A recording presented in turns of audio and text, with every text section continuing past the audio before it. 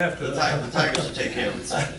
I'll have to turn to Mr. Crawford because basically what I'm asking for is procedure to be followed. As y'all all know, on January the 10th, I filed a formal complaint about some what I believe to be were improper political donations. Based on that, Mr. Hanneman at the February meeting had requested information from the respondents as to why I was inaccurate in my filings, and that was sent to the governor for his resolution, all of your responses.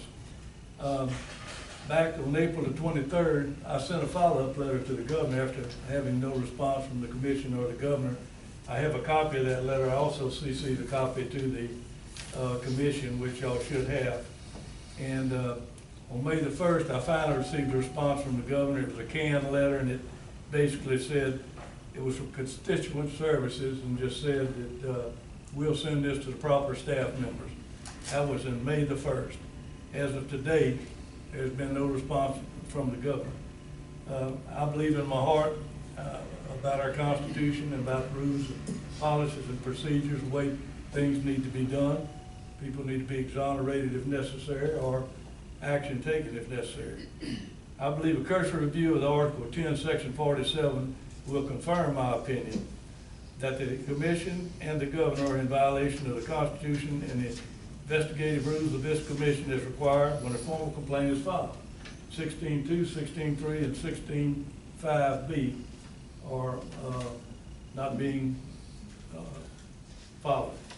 After a preliminary investigative report backed by T. Taylor Townsend dated April 12, 2016, which addressed very similar allegations, the governor was quick to ask for and receive the resignations of 3 general appointees.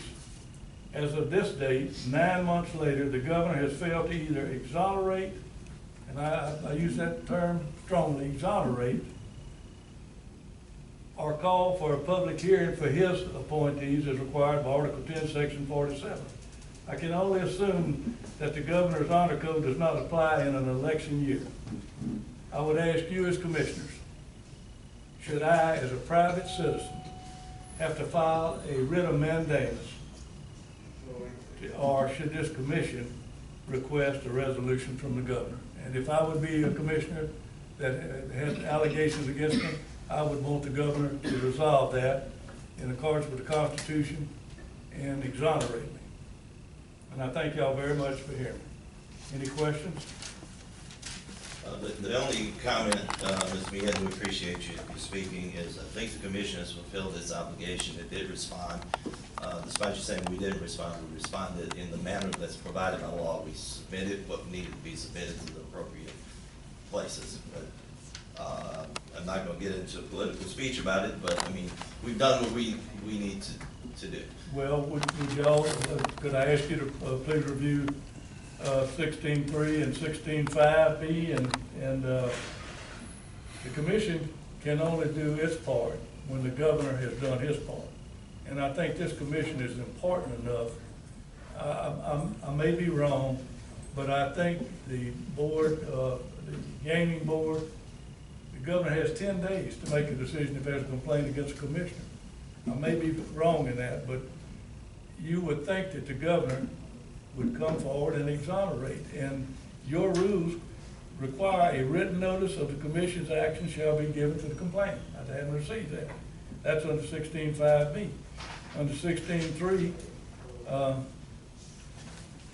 I would just ask that that be reviewed and see if that's not. But would it be so extraordinary for you as commissioners to ask the governor for a resolution? You're making a request, which obviously we will have to consider, but the matter was responded to previously, as you pointed out, by us, to do what we can do in the situation. Well, it seems that in many times what we do, we just let things fade away without a policy procedure being followed. And I think that's unfortunate in our government. And that's my argument. I rest it. Thank you. Appreciate it.